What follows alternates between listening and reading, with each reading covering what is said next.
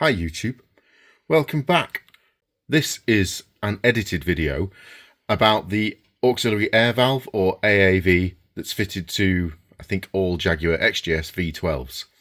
As I'm always very clear to point out, my videos are not instructional, they are just me exploring how things work, sometimes with instructions, sometimes not, sometimes that doesn't matter, and sometimes it does. In this particular case, I'd lost the instructions about how to rebuild the AAV, and I just went ahead anyway, and to be honest, 99.87% figured out how to rebuild it, and I filmed that process.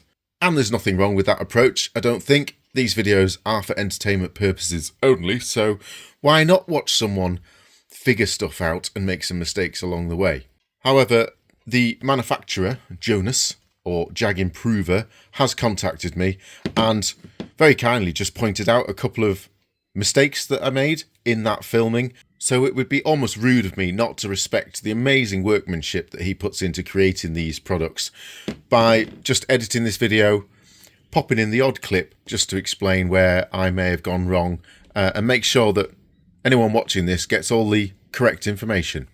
So in essence, this is just the same video re-released, but every now and then there'll be a clip like this where I just point out if I've said or done something incorrect. So let's get started. Again. Hi YouTube, welcome back. In this episode of Mike tries to figure things out that he doesn't really understand, I take the AAV off and do some testing and then take all the innards out of it and put new innards back in and then do some more testing. Also, you learn how I like to take my tea.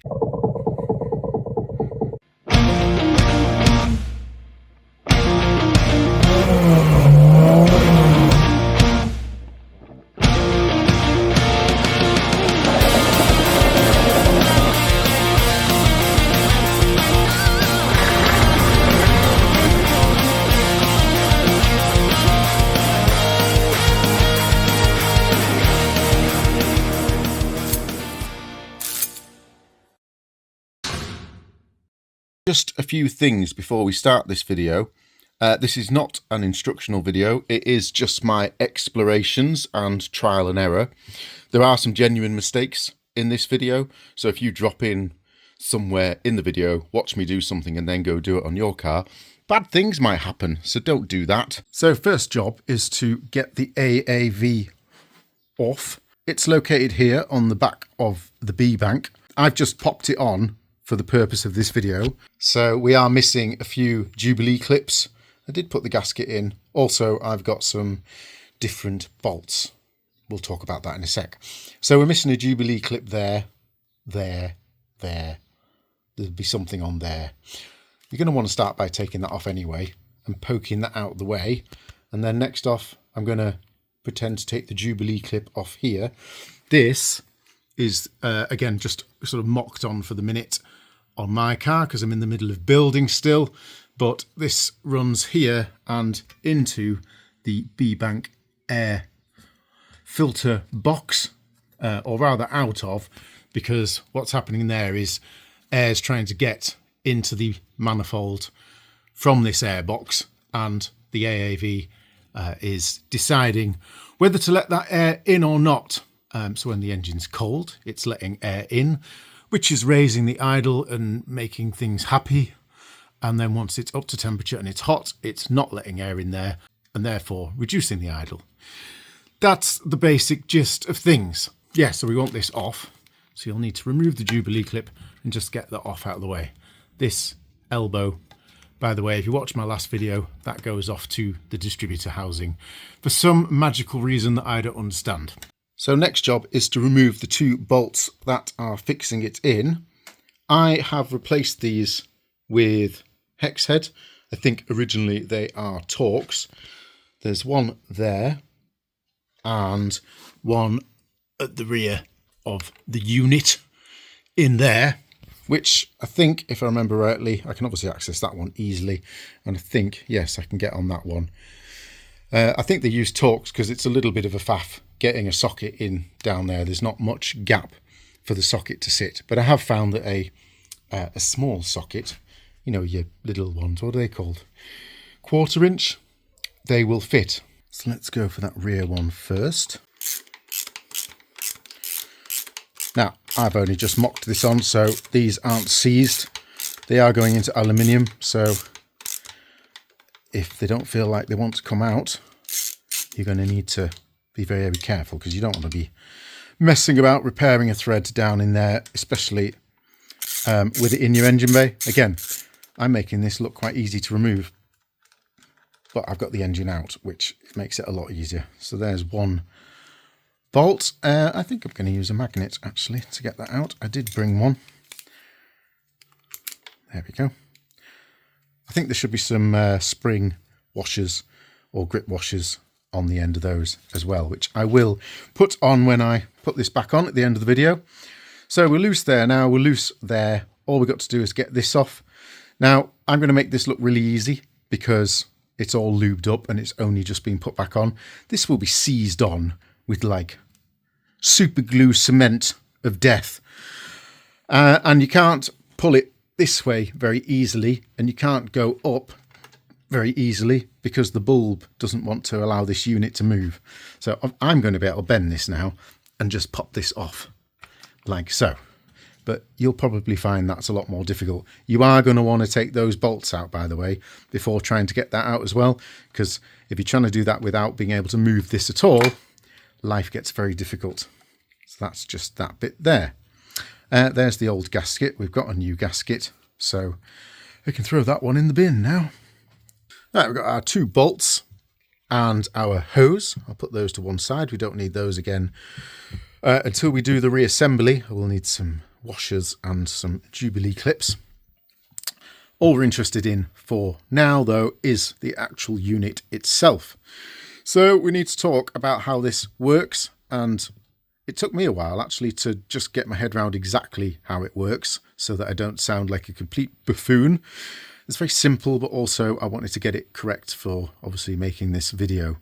How it works, yes, is when your engine is cold. So that's a bit like it is now. Room temperature in here, your engine is cold. This is open. So air can get in here and out of here, round that bendy bit of tube and into your engine via the B-bank manifold. It's then balanced across the engine, both the sides is what I'm trying to say, by that where is it, air bridge here. That's the thinking anyway. I don't know why they didn't just put this thing in the middle of that and then it would be equal, but apparently that air bridge does that job for you. So yes, air in, air out. And what that does is, while the engine's cold, it raises the idle. I think there's some benefits with it dragging more fuel in as well via the ignition system and all that stuff. I'm not going to pretend to understand that. Once the engine's up to temperature, what's that, about 82, 88 degrees, I can't remember exactly. What should happen is this bulb is full of wax. Correctional clip time. I keep referring to the stuff in this bulb as wax, and apparently it's not. It's a special kind of oil. Apparently the oil in here is specifically designed to expand slowly over a large temperature range. I don't know all the science and magic that goes on in there, but yeah, it's not wax, so stop calling it wax, dumbass. It's oil. This bulb is full of wax. It expands and pushes up on, well actually I was going to show you on there, but I may as well show you what's going on inside. That is the bulb. This is the new one obviously, and this is a little sort of piston that sticks down in here. You see me there pulling the pin in and out of the new bulb, and Jonas has very kindly pointed out that that's not the best idea. By pulling out the pin and popping it back in, I'm actually trapping air inside the bulb, which is why it's popping back out just like that. So I did ask, oh, is that going to be a problem? Will I have damaged the bulb or anything like that? And the answer was no, most likely the air will just leak out over time. It's just not recommended. So I just thought I'd point that out. When you take it out of its packaging, it will be like this, and just leave it like that. Don't be a tool like me and mess about with it. And if I press down on it, it'll stay, but it does have some pressure at the moment, just pushing it back up. Then this bit is the piston that decides whether air goes through that unit or not. I'll show you in a sec. That sits in a little centre hole there and is being pressed down fairly firmly by quite a tough spring there. So forgetting about the spring part, I'm going to do that with my fingers. If we imagine it looks like that at the moment inside here. So this is its cold position. And that means that at the top where my finger is here, air can get in here where my thumb is and out the top because there's a gap here. And I'm going to show you that now. So there we go, room temperature. There is a big gap there, letting air leak through, up, through, out there into the engine. Whoops, that keeps happening because it doesn't want to be squeezed by my fingers. It wants to be in its shaft. Then what happens is the engine gets started and warms up. And once it gets up to temperature, the coolant, which is passing around this area all the time on the water rail system, starts to affect the wax inside this bulb. Will you just? And as it warms up to around 80, whatever it is, that wax starts to expand and presses up against the force of the spring pressing down. And actually there is just a little bit of pressure in this already. So if I just release a little, you'll see it just rises up. There we go. So that's it being pressed down by the spring, but that force is enough to overcome the spring pressure. And now you can see that this piston has risen up inside here. And if we were to look at this, well, we will do later, when this is at temperature, that piston will be blocking off that gap that I just showed you. Therefore, no air can get in here and out of here. That channel of air has been shut off. And what that does is lowers the idle, and then you would just set the idle correctly with the idle adjustment screw. Is that what it's called? To, I can't remember off the top of my head, I think it's around 750.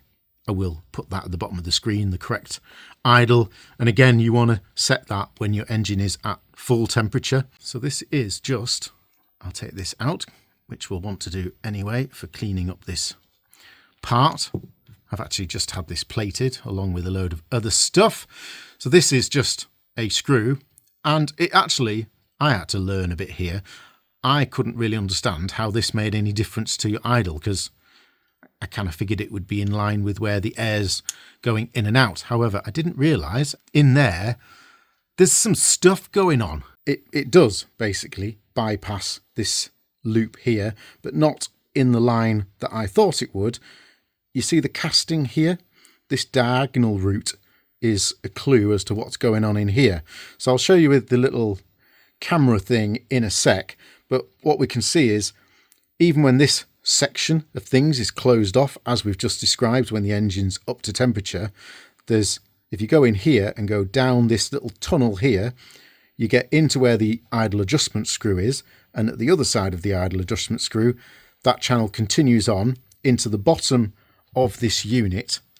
And we'll see on the camera in a sec, where we're looking at is here, and that's where these holes come into play, because it's letting, depending on where your idle adjustment screw is, it's letting an amount of air still through the closed AAV into this area here, and that air is getting leaked, sucked, I don't know the exact physics, but up and out. It's very simple, but also very clever at the same time. I'm quite impressed.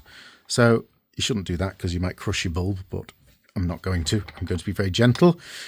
So I'm going to set you up with the screen here.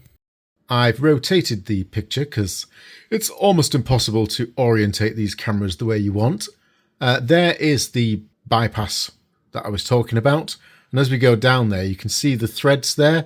That's where the idle control screw screws in or out. And that then determines the amount of air that's allowed to pass into this second hole, which opens out into the main chamber. And as you can see, that's the area at the top of the bulb where that pin slides in and out, depending on how hot the wax is.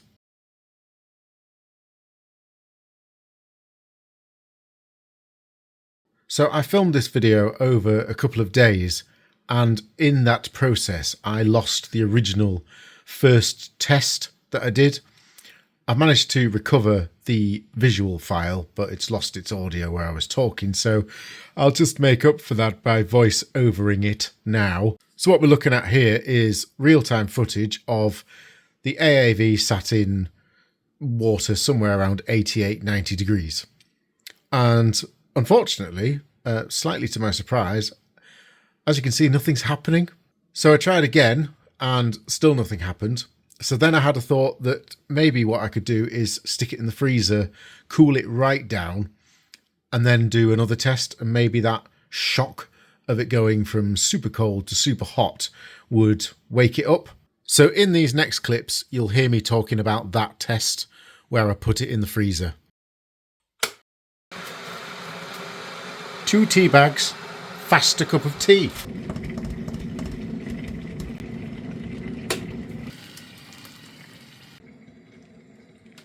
See, literally 10 seconds later, my tea is done. Cow juice. Tea, in my opinion, should be the colour. Where's sugar gone? There. Wow, I was going to say I need to tidy up, which I do, but I've got a cookie left. Tea, in my opinion, should have a sugar in it and should be the colour of the comic strip He-Man, his skin. Yes. Can you dip these? Is it safe? Oh God, that looks dangerous.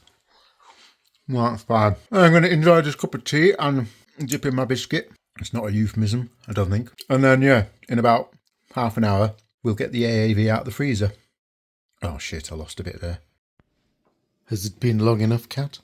Do you think? Yes, I do. So, it was in the freezer, and then actually, I thought after a while maybe freezing the wax probably wasn't a good idea. So I cooled it down, probably to like kind of just cold again, and then popped it in the fridge. This is now cold, I can feel. So let's take it back to the garage and do more science experiments. Okay, so I'm going all out here. We're going from really cold to pretty much boiling. And let's see what happens. Are you going to wake up, AAV, or are you properly knackered? I think the answer is it's knackered. I don't know if that's while it's been in storage. In fact, I could spray a bit of lube down there. Shouldn't need any lube, but why not? Let's give it every chance to wake up.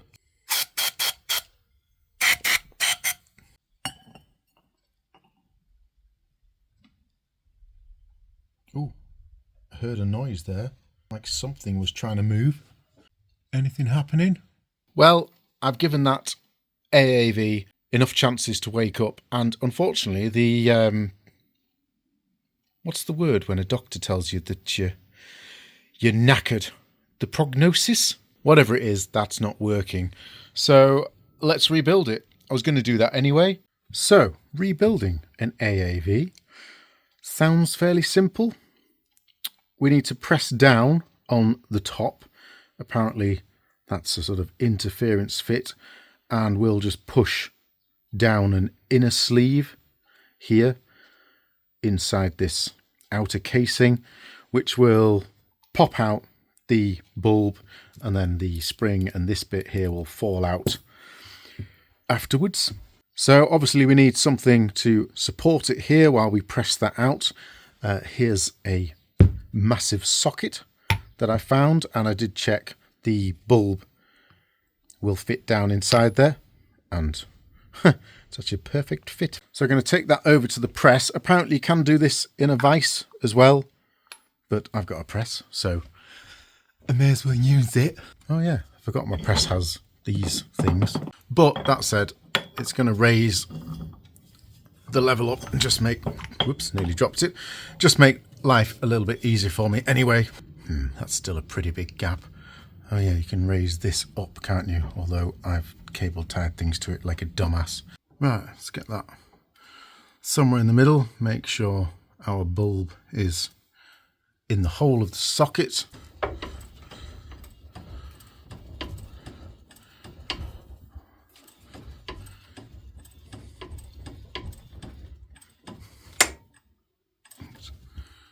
What's happened there? All right, okay. It just hit a bit of resistance there, which must be where this meets the bulb. I thought I'd got stuck on something there, but I don't think I have. So let's just keep going. Okay, now we're pressing it out. There we go. Is that it?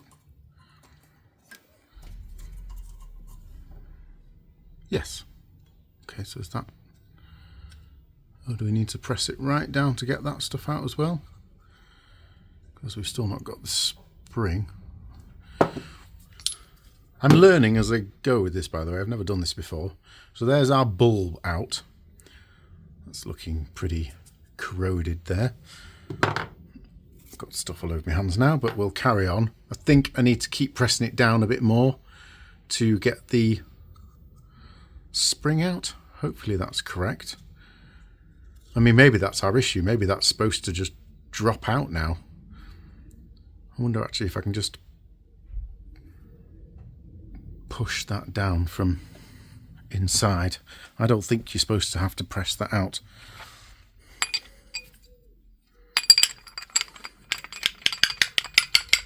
No, I don't think you do. I think that's our issue. There we go.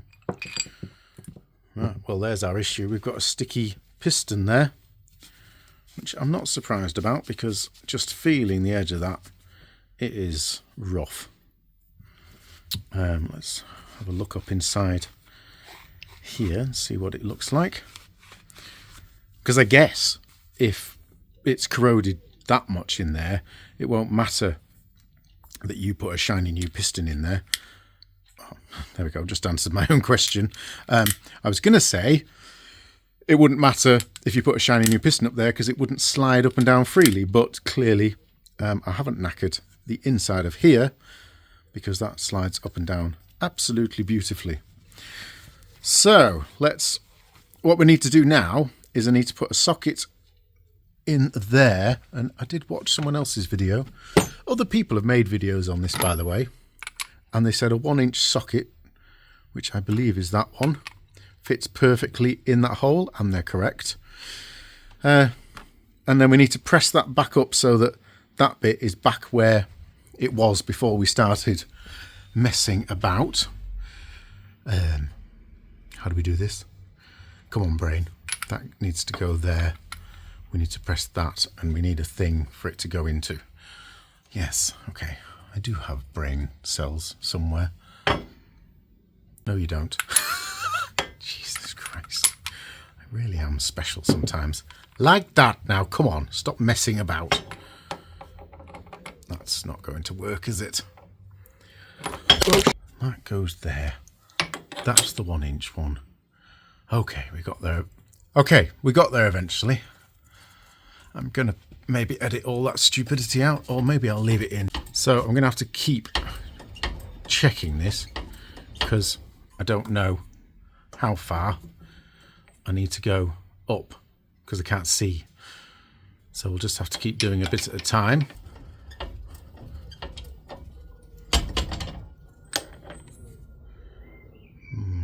One more.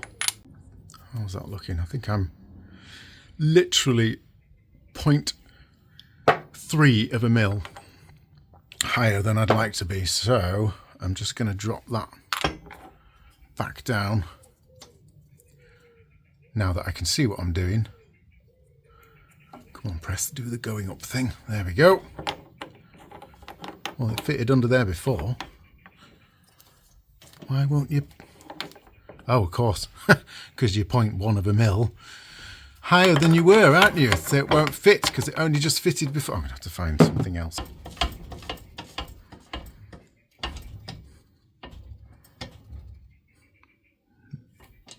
There. So I guess that's the way to do it, is go slightly past where you can't see what you're doing, and then just push it back out the other way a little bit. I don't have a fancy ultrasonics cleaner or anything, so I'm just using a bit of brake cleaner. Yes, I should have gloves on, but I've run out, so it's tough. I've just got a nylon brush here, and one thing you can see is if I poke that up there to clean out that channel, you can see it. Well, you can't see it because it's too dark, but it's popping up out of the inlet.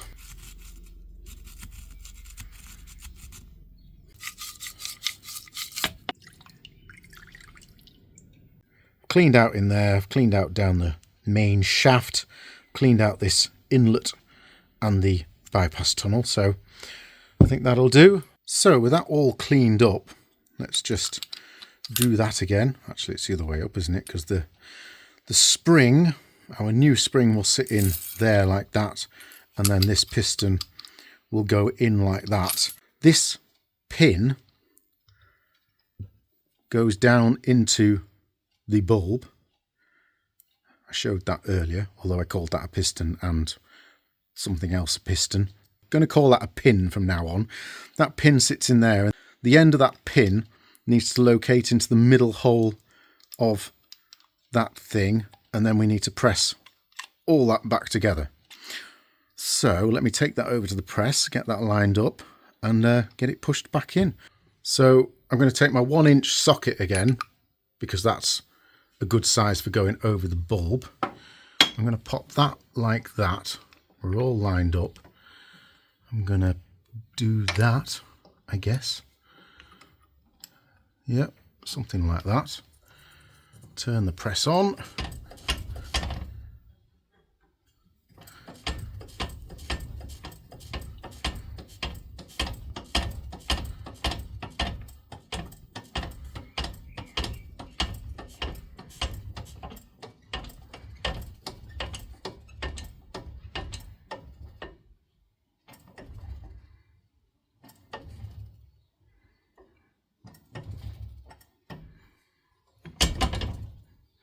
Was that correct?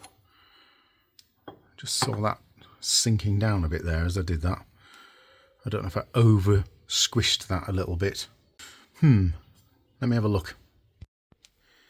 I don't think it's an issue. I think that did just compress down very slightly further, and that's maybe a few thousandths of an inch just sat inside there, but that's better than it being stuck out.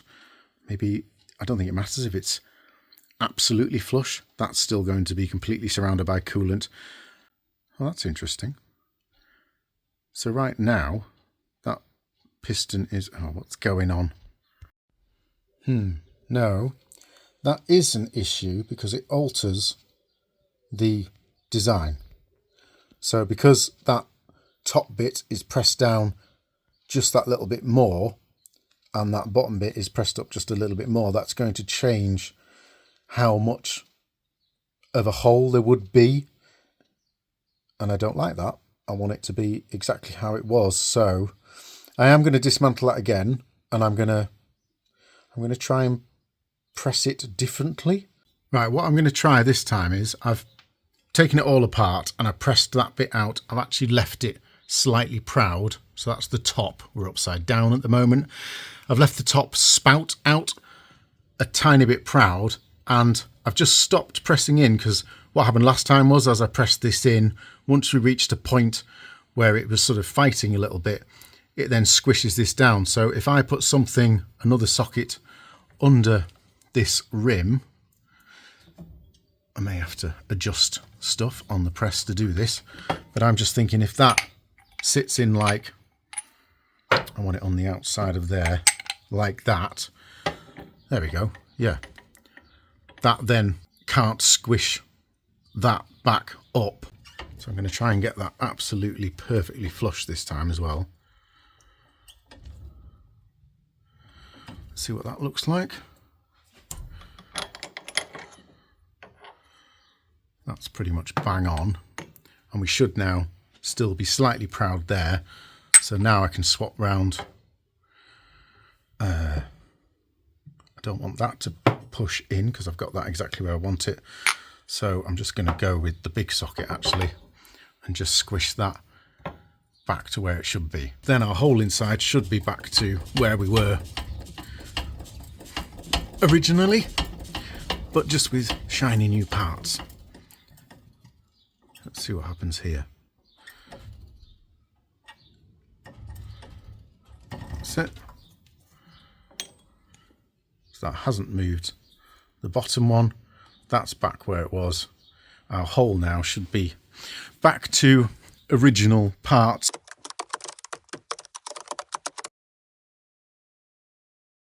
After I'd finished filming this video, which is now, I actually realised it's probably quite important that this part of the bulb is completely flush with the housing.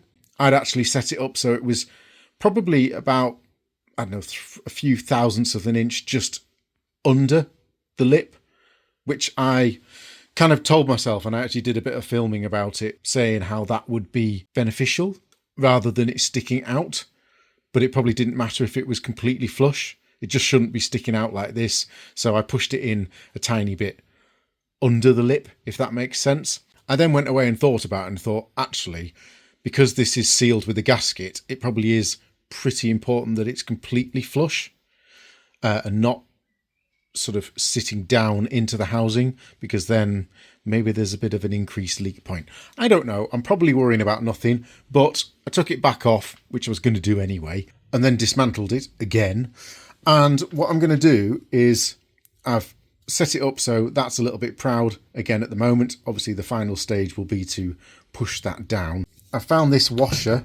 I was just going to pop it in here, but that's quite a big opening, and also I can't guarantee it's flat, but this washer looks flat enough. I don't need to get too silly about this. So I'm going to put that washer on there. I'm going to put that in there. And as you can see, it's sitting just a little bit proud at the moment. I'm then going to put a socket over there so that I don't push that bit back inside. We'll do that at the very end once everything's set up. And now I'm just going to press that so that that is completely flush. Does that make sense? I think so. I've got all that set up. I know there's been a bit of, well, a lot of to and fro in this video. I've included my thought processes and mistakes. I think this was a mistake, leaving it slightly in. I'm always very careful to explain these are not instructional videos. I don't know what I'm doing. I'm just making it up as I go along. But hopefully watching me figure stuff out and make mistakes along the way will help others. So that's why I share them. Let's just see what happens here. Line that up a bit better. Right.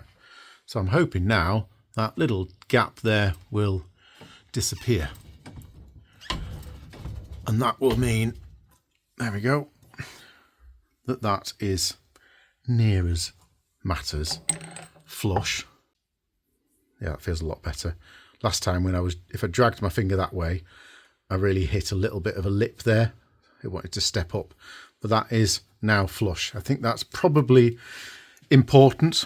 And now the final thing I want to do is just put that back down to where it should be. I have realized these are kind of adjustable, I guess, because if you leave that a little bit high, you're adjusting how much air gap there is there because you've made it taller. So I don't know if that's a thing as well, whether you have to kind of calibrate these or something. I'm not going to worry about that for now though. I'm just going to put it back to where it was, which was there, I think. Interestingly, I don't know if correctly, let's have a look in there. At room temperature anyway, that piston is up. The other one wasn't. I'd have to compare photos. So I've had a look, and actually it looks like about that much of the piston was sticking up. I didn't really know exactly what I was looking at while it was all together before, but now our piston's sticking up about that much. So maybe that's correct for this temperature. what I'm going to do now is I'm going to stick it in the fridge, not the freezer, because I don't want to risk damaging this bulb. I wasn't particularly bothered about the other one. And we'll see if it retracts at all. Maybe you can't see in there because it's dark, but maybe it'll retract. That'll be interesting to see. And then we'll do the engine warming up test and see if it expands. And then if it does, we've got ourselves a nice working AAV again. So that's been in a fridge at around 4 or 5 degrees for probably about an hour. This is around 90 degrees. So I'm just checking the water with, well, a cooking thermometer, because I know that's fairly accurate. We're at 82 in the glass at the moment. So let's drop this in and see what happens.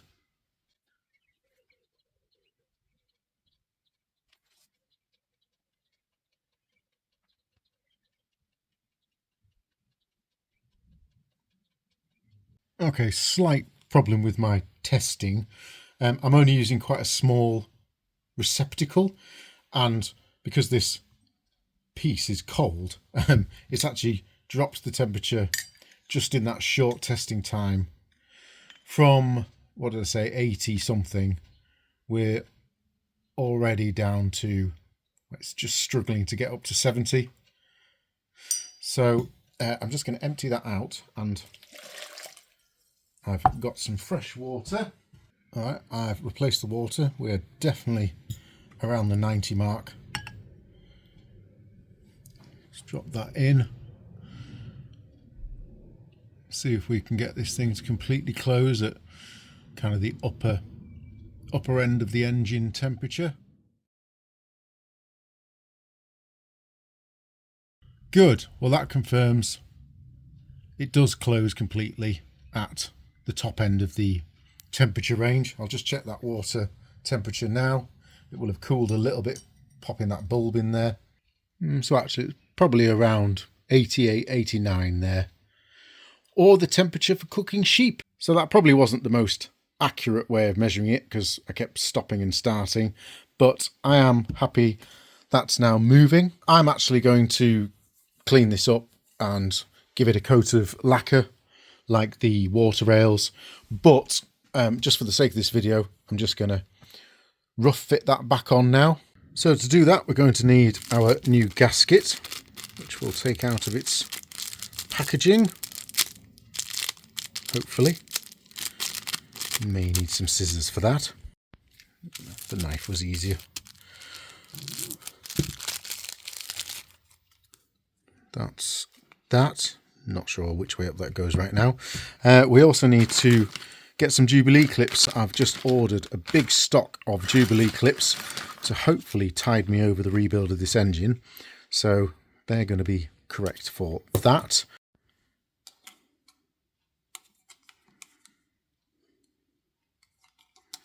Hi, Future Mike here. I was faffing about there, not knowing which way to put the gasket up. All I needed to do was actually match it up on the unit, and then it's quite clearly not that way, but that way. Right, I've prepped this with 2 Jubilee clips and spent way longer than any normal person would worrying about the orientation and how it's going to look.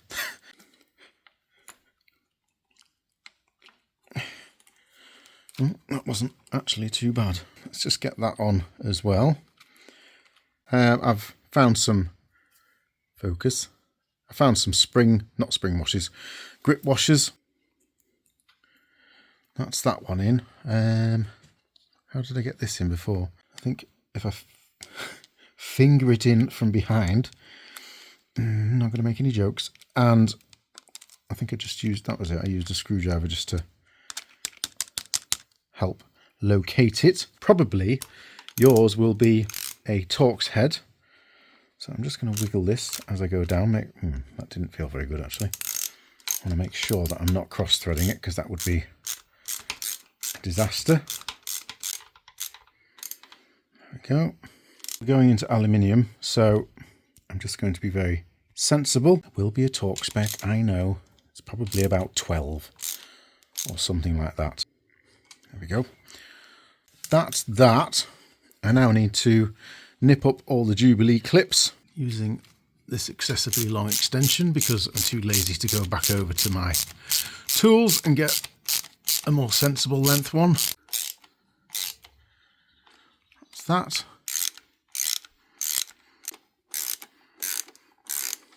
that. Just finally I need to replace this hose here. It's obviously got a bit of gunk up inside it because that's brand newly, that's not a saying. That's just been zinc plated. I can get rid of this silly extension now, that is just a bit overkill. But yes, it should have been spotlessly clean and it had dirt on it. So I may need to flush out this hose at some point, but I shall just nip it on for the sake of this video. Also want to check I've got the right size clip. Yep, that's nice. I was using a spring clip there previously, but it wasn't giving the grip that it needed. And then with all that end of things done, we just need to connect up this hose to the B-bank air filter housing. I've just realised I've just put all these Jubilee clips in a way that makes it look nice, but once the engine is back in the car, I'm not going to want that Jubilee clip there. Those are probably accessible like that. That one's all right. But yeah, it is worth thinking about where you put your Jubilee clips so that you can get access to them later, and that's probably a bit stupid. I should have that the other way around. That's far more sensible and still looks correct. It's important to me how it looks as well as how it functions. Thanks to Jonas for getting back in touch and just educating me gently as to how all this works. I have added a link to his eBay store. He makes a few custom parts for the V12. Here I have his throttle linkage bushes. They're a great improvement on the OEM rubber ones that disintegrate and just fall away. And I also have his aluminium half moon seals, which you see me fitting in a much earlier video. Again, they're a big improvement on the OEM rubber seals that shrink and let oil pour out down the back of your engine, which is actually what started this whole project. Thanks for watching. I'll see you in the next video.